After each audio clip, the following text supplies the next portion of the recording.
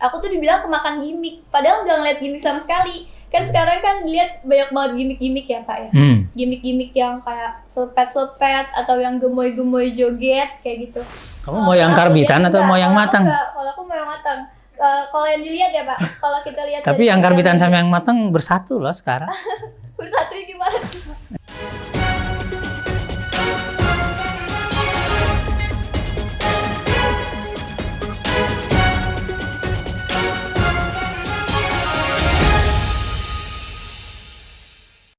Demokrasi di Indonesia itu kan mulai benar-benar tumbuh menjadi negara demokrasi ya, senyatanya bukan episode ya, itu kan pasca reformasi gitu. Dulu kita menikmati kebebasan berdemokrasi pada saat pemilu 55, tapi ketika Orde Baru masuk terjadi yang disebut korporatisme politik, jadi semacam pembonsaian oleh Orde Baru. Elit. Jadi siapa yang akan menang pemilu berikutnya udah ketahuan, pasti Partai Golkar dan presidennya pasti Soeharto. 99 kita pemilu demokratis, 2004 kita mulai pilpres langsung. Berarti dari 2004 sampai 2024 sekarang kita sudah mengikuti banyak sekali pemilihan langsung presiden.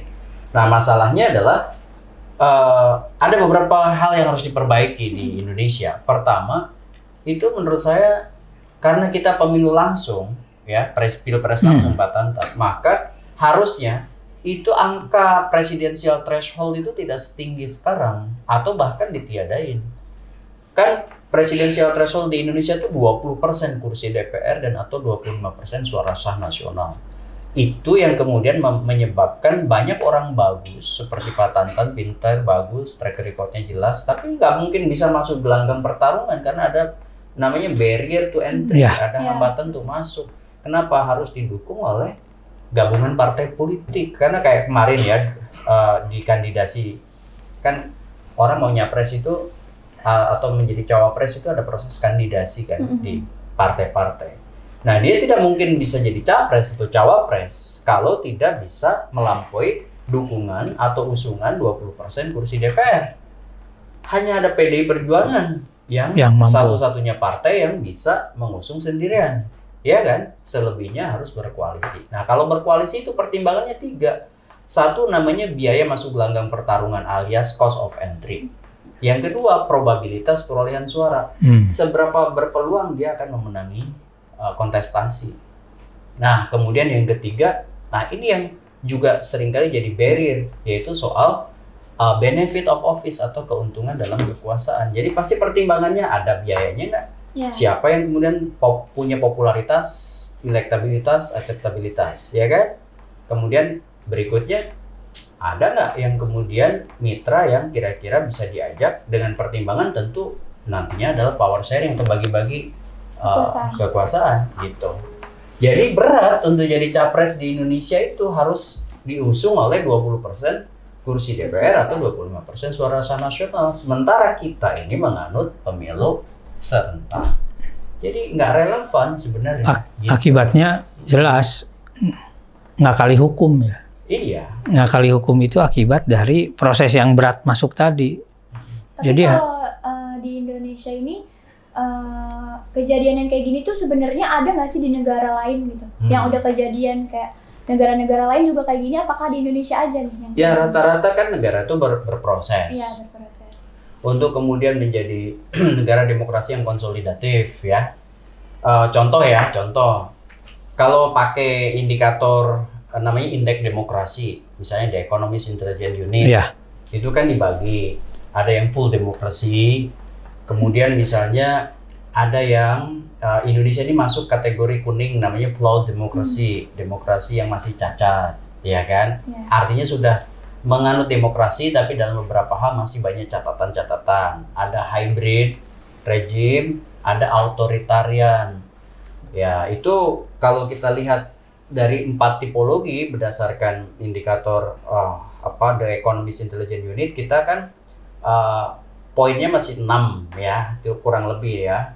Nah, proses ini, jadi proses berdemokrasi ini, kalau masih flow demokrasi ini masih banyak banyak agenda yang harus dituntaskan gitu. Contohnya misalnya bagaimana partisipasi, bagaimana misalnya pluralisme, bagaimana misalnya peran pemerintah, bagaimana misalnya proses-proses ini tidak kemudian justru menjadi dekonstruktif terhadap tujuan dari demokrasi. Contoh ya sekarang, kalau misalnya ada kelompok-kelompok yang tidak terwadahi ya Pak Tantai dalam misalnya hak politik mereka untuk mencoblos misalnya, itu kan jadi problem. Kalau misalnya mereka harusnya mencoblos itu kan menjadi hak penting tuh, tapi kemudian tiba-tiba misalnya hak itu tidak bisa direalisasikan akibat misalnya beberapa hambatan. Nah itu kan tentu akan jadi problem serius gitu. Karena banyak juga yang kemudian akhirnya pemilunya seolah-olah suaranya ada, ya kan? Tapi sebenarnya itu dalam tanda petik diakalin oleh misalnya oknum-oknum, entah itu oknum dari penyelenggara pemilu di level terendah, atau misalnya memang ada satu kejahatan yang sifatnya TSM, terstruktur, sistematis dan masif. Gitu. Ini Gen Z ini masa depan nggak sih? Pada kan? Pak Gun-Gun? Iya jelas lah. Enggak, maksudnya kalau ikutan milih gitu. Ya, ini menurut saya masa depan prospektif itu ada di Gen Z. Tapi milihnya yang benar ya. Milihnya yang benar. Iya. Jangan yang karbitan.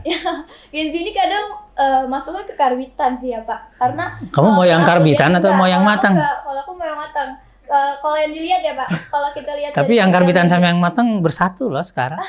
Bersatu gimana tuh Pak? Iya. Tapi kalau lihat di media sosial ya Pak, kalau Gen Z nih, kita lihat misalnya dari sosial media X, TikTok, Instagram, mereka tuh kita sebut sebagai netizen misalnya. Mereka tuh kadang kalau misalnya ada ngegiring opini ke sini, mereka ikutan Pak ke sini ke satu. Terus misalnya ada yang ngegiring opini kedua, mereka juga ikutan. Jadi gampang berpilah-pilah, gampang berbeda-beda. Dan kalau misalnya kita riset di X itu banyaknya ke pro 1, ke TikTok pro 2, Instagram pro 1, 2, misalnya kayak nih, gitu. Kamu sendiri nih dari 1, 2, 3, 4 kamu milih yang mana? Aku Ya, enggak, maksudnya kecenderungan paling gede lah dalam batin gitu. Siapa tahu kamu kan mewakili sebagian Gen Z. Kalau aku ya, aku 2 lagi Pak. Kalau aku 2. Okay. Karena mungkin salah satunya karena kita lihat, kalau menurut aku ya, kita lihat 01 itu kadang suka banyak banget hal-hal yang mau mereka sampaikan, gagasan yang mereka sampaikan, cuman kalau lihat, aku lagi-lagi lihat realitas. Apakah hal tersebut bakal bisa dilakuin sama paslon tersebut atau tidak gitu. Jadi aku lebih lihat ke realitasnya. Cuman sekarang kalau lihat lagi dari Gen Z, aku tuh dibilang kemakan gimmick. Padahal nggak ngeliat gimmick sama sekali. Kan sekarang kan lihat banyak banget gimmick-gimmick ya Pak ya. Gimmick-gimmick yang kayak selepet-selepet atau yang gemoy-gemoy joget kayak gitu. Mungkin apa sih Pak pandangan Bapak nih sama si Gen Z yang katanya kebanyakan kemakan gimmick. Jadi nggak substansi yang dilihat tuh nggak ada. Malah yang dilihat itu kayak lucunya kah, gemoynya kah. Tapi kan lagi-lagi masuk ke tadi ya Pak, ke faktor sosiologis ya kan. Cuman kadang Gen Z itu lebih ngelihatnya katanya ke gimmick-gimmicknya daripada substansi yang harus dilihat sebenarnya. Itu karena begini ya, satu, Gen Z itu sebagian perspektif dia terhadap realitas itu adalah hiburan Pak Gun-Gun. Jadi termasuk kan kalaupun mengakses sosial media ya, mau apapun sebagian besarnya hiburan. Akhirnya meskipun isunya serius politik ya dianggap hiburan. Contoh misalnya ketika debat kemarin, ya terutama yang debat keempat itu, banyak mereka yang gelar sofa gitu ya, nonton di rooftop gitu, kopi segala macem, bikin kubu-kubuan. Kalau ada yang saling selepet itu mereka berteriak seperti nonton bola. Bagi mereka mungkin tidak ideologis ya, tetapi lebih ke bagaimana apa yang disampaikan itu menghibur. Mungkin itu akhirnya yang karena melihat ini lebih menghibur, udahlah itu aja gitu yang kepilih. Mungkin itu salah satu. Kedua, mungkin juga karena gini. Orang yang ya Gen Z ya terutama karena dia itu haus dalam tanda petik hiburan, karena sehari-hari terlalu banyak tekanan di sekolah ya, pagi sampai siang sekolah atau kuliah, sore kemudian dia ngerjain tugas, meskipun nongkrong di kafe tapi pikirannya tetap tugas dan sebagainya. Akhirnya memang butuh pelarian gitu. Nah, kalau pelarian sekedar piknik ke tempat yang viral kayaknya bisa dikejar juga sama dia kan, main motor-motoran atau apa. Akhirnya masuk ke ruang lain yang sangat unik. Kan kita sering lihat ya di sosmed bagaimana anak muda itu pergi ke tempat-tempat yang sangat susah dijangkau dan itu membanggakan. Hidden game. Ya, hidden game begitu. Atau mungkin kasus tahu nggak yang meninggal anak Pakistan yang umur 21 tahun meninggal ketika dia mau melihat bangkai Titanic itu. Dia kan niatnya satu, dia pengen memperlihatkan main Rubik di kedalaman dan di belakangnya backgroundnya ini kayak kaca begini kan. Titanic, dia hanya mau melihat itu karena itu memang tidak bisa dilakukan oleh semua Gen Z di dunia gitu, tidak banyak yang melakukan itu. Nah maka kemudian perspektif dia melihat politik pun bisa jadi begitu. Saya melihat itu tapi bisa jadi nggak tahu ya kesadaran partisipatifnya Pak Gun-Gun kalau itu belum tentu berkorelasi juga gitu. Maka bagi saya mungkin di atas kertas Pak Gun-Gun angka Gen Z sama Gen X itu Gen Z ya, Gen Z sama Gen A belum milih ya. Itu memang sebagai potensi. Tetapi kalau tidak ada upaya-upaya kritis dari para stakeholders politik tadi, bisa jadi angka ini ya bubble saja. Yang milih mah tetap saja yang usia pendidikannya hanya sampai kelas 7 itu, yang bisa disogok dalam tanda petik ya, dibeli suaranya dengan serangan fajar, bisa jadi itu lagi gitu. Saya juga nggak tahu sih, nanti tanggal 14 aja kita buktikan. Jadi gini, sebenarnya kalau gimmick itu sesuatu yang lumrah. Kenapa? Karena itu kan pasti salah satu instrumen yang nggak bisa dihilangin ya dalam konteks persuasi. Apalagi misalnya kayak panggung debat itu kan perlu gimmick juga. Tapi proporsi gimmick itu harusnya lebih kecil dibanding substansi. Kayak misalnya nih sub-sub tema yang diperdebatkan itu harusnya memang substansi dari sub-sub tema itu elaborasinya tetap masuk banyak gitu ya dibanding gimmicknya. Kenapa kemudian gimmick itu di pemilu 2024 menjadi salah satu bahan perbincangan? Karena memang banyak sekali ya gimmick itu bermunculan, entah itu gemon, entah itu selepet, ya, entah itu mungkin juga macam-macam dari pernyataan bisa satset gitu ya dan macam-macam ya, itu suatu hal yang nggak bisa dihilangin tuh. Apakah kemudian ini bisa dimaknai positif? Ya bisa aja dalam konteks misalnya menarik perhatian atau atensi karena misalnya kelompok-kelompok tertentu nggak mau politik itu dari awal misalnya terlalu berat. Ya, kemudian penghantarnya atau prawacananya bisa aja pakai gimmick.